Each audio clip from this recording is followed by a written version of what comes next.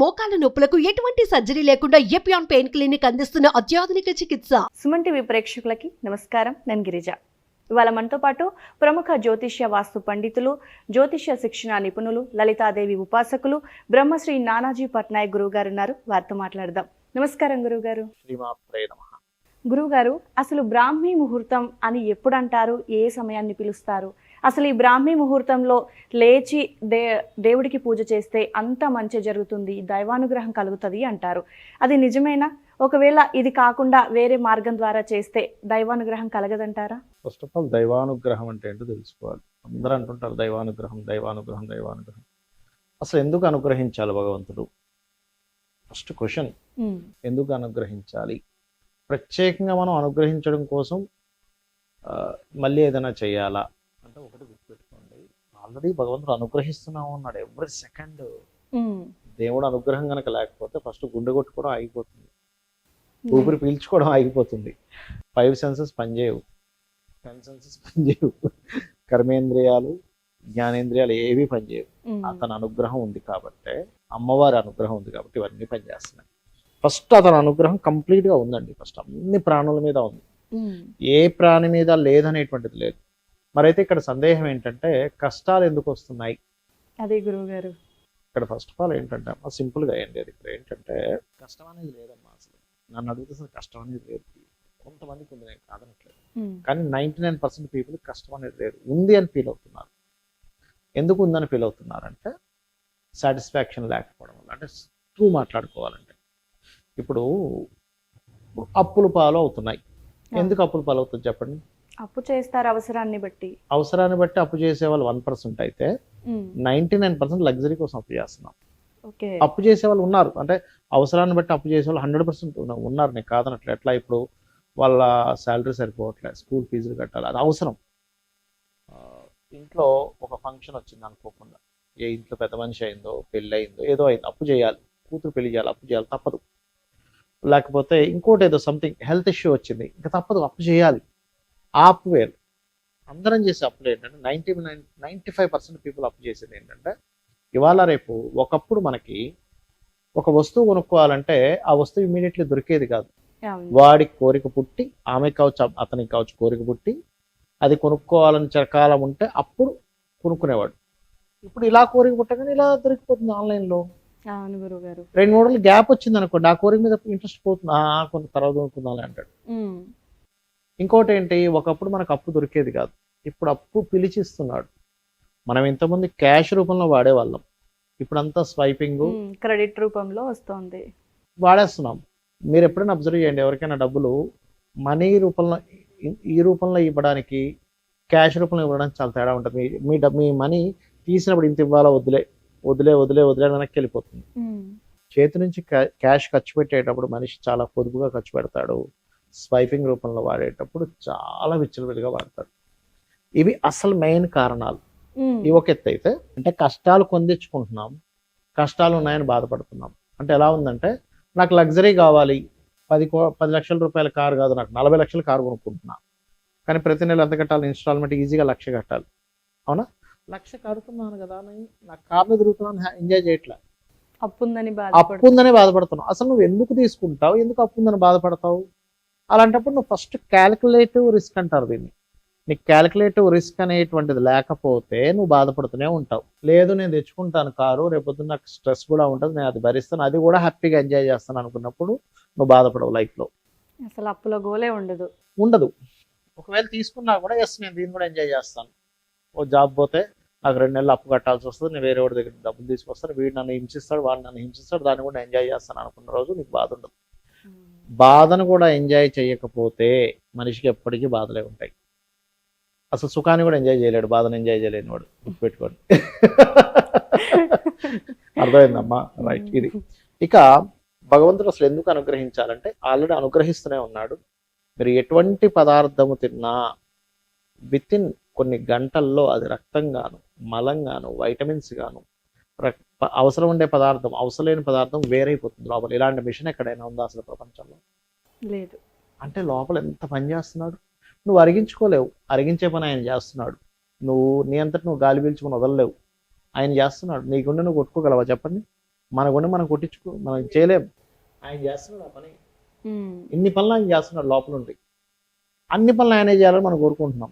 డబ్బులు ఆయన ఇచ్చేసేయాలి, పిల్లలకి చదువులు ఆయన చెప్పేసేయాలి, అన్నీ ఆయన చేసేసేయాలి. అన్ని ఆయన ఎందుకు చేస్తాడమ్మా? అవునా కదా? మీరిన కోరికలాగా ఆ, అయిపోయింది. అయిపోయింది. ఇక్కడ ఏంటంటే సరే ఇప్పుడు మనం బ్రాహ్మీ ముహూర్తం దగ్గరికి వద్దాం. 4 గంటల నుంచి ప్రారంభం అవుతుంది బ్రాహ్మీ ముహూర్తం అనేది. దాదాపుగా పొద్దున్న 5:30 వరకు ఉంటుంది, గుర్తుపెట్టుకోండి దాని ప్రభావం. ఎందుకంటే 5:30 నుంచి సూర్యకిరణాల యొక్క ప్రభావం స్టార్ట్ అవుతుంది. ఓకే. బ్రాహ్మీ ముహూర్తం వల్ల ఫస్ట్ ఆఫ్ ఆల్ మనిషి సక్సెస్ అవుతాడు. లైఫ్ లో ఎవరెవరైతే అద్భుతమైన స్టేజ్కి వెళ్ళారు వాళ్ళందరూ మార్నింగ్ 4 o'clock 3 o'clock లేచిన వాళ్ళు. మీరు అనుకోవచ్చు కొన్ని జోక్స్ ఉన్నాయి దీని మీద. పొద్దున కోడిగుడ్లు లేస్తుంది 4 గంటలకి, అదేం బాగుపడలేదు అంటారు. కోడి ఏం చేసింది? లేచి ఆలోచించిందా, జపం చేసిందా కోడి, లేకపోతే ఏమైనా మెడిటేషన్ చేసిందా, గోల్స్ ఏమైనా రాసుకుందా కోడి? లేదు. గోల్స్ రాసుకోదు, మెడిటేషన్ చేయదు, అది ఊరకనే లేస్తుంది. అంటే కొన్ని కొటేషన్ చదువుతుంటా, పొద్దున్నే 4 o'clock కూడా కోడి లేస్తుంది ఏం బాగుపడుతుంది అంటే. లేచి ఏం చేస్తున్నావు? ఫస్ట్ ఆఫ్ ఆల్ ఏంటంటే అందరూ లేస్తారు 4 o'clock లేచేవాళ్ళు.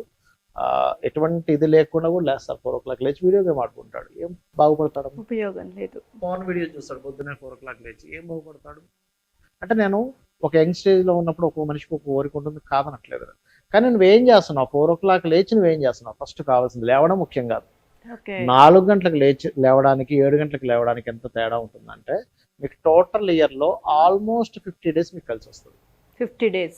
ఎందుకంటే ఎవ్రీ డే 3 hours అనుకోండి. 7 o'clock లేచిన దానికి 4 o'clock లేచిన దానికి తేడా ఎంత అంటే 3 hours.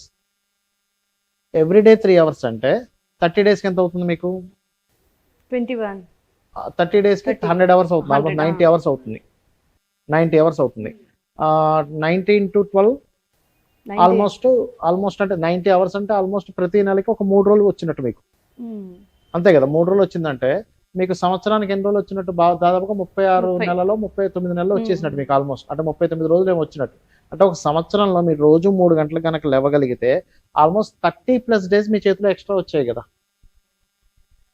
ఎక్స్ట్రా సమయం మన చేతుల్లో మీ చేతిలో వచ్చింది కదా.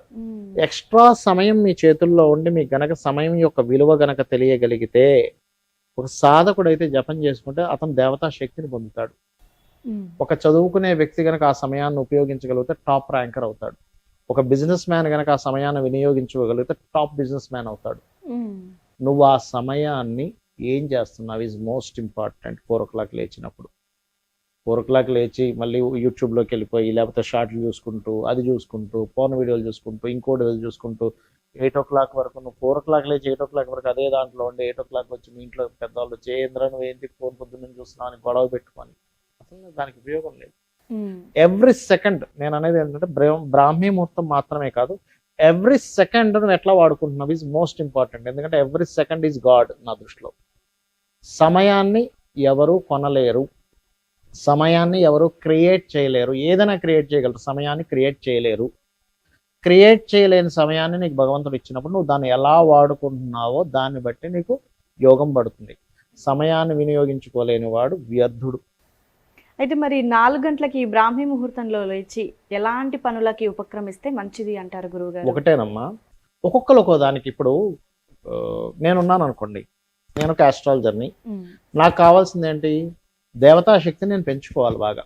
ఎందుకు పెంచుకోవాలంటే ఆస్ట్రాలజీ అంటే ఓన్లీ క్యాలిక్యులేషన్స్ మాత్రమే కాదు. ఈ గ్రహం ఇక్కడ ఉంటే ఈ ఫలితం, ఈ గ్రహం ఇక్కడ ఉంటే ఈ ఫలితం అని కాదు. ఆస్ట్రాలజీ అంటే వాక్శుద్ధి పెంచుకోవాలి. వాక్శుద్ధి, అనుష్ఠాన బలం పెంచుకోవాలి మేము. అందుకని మేమేం చేయాలి? పొద్దున్నే లేచి జపం చేసుకోవాలి. అమ్మవారి జపం, ఆ లలితనో, కాళీ అనో, దుర్గా అనో, లేకపోతే మాకు ఏది ఉందో ఓ తార అనో ఏదో ఒకటి చేసుకుంటూ ఉంటాం. పొద్దున్న సాయంత్రం మేము జపం చేసుకుంటాం. ఇప్పుడు ఇంటికి వెళ్ళిపోగానే సాయంత్రం మళ్ళీ కూర్చుంటాం, రాత్రి జపం చేసుకుంటాం, పడుకుంటాం. అంటే ఏంటి? మాకు ఏం కావాలో అది నేను చేయాలి.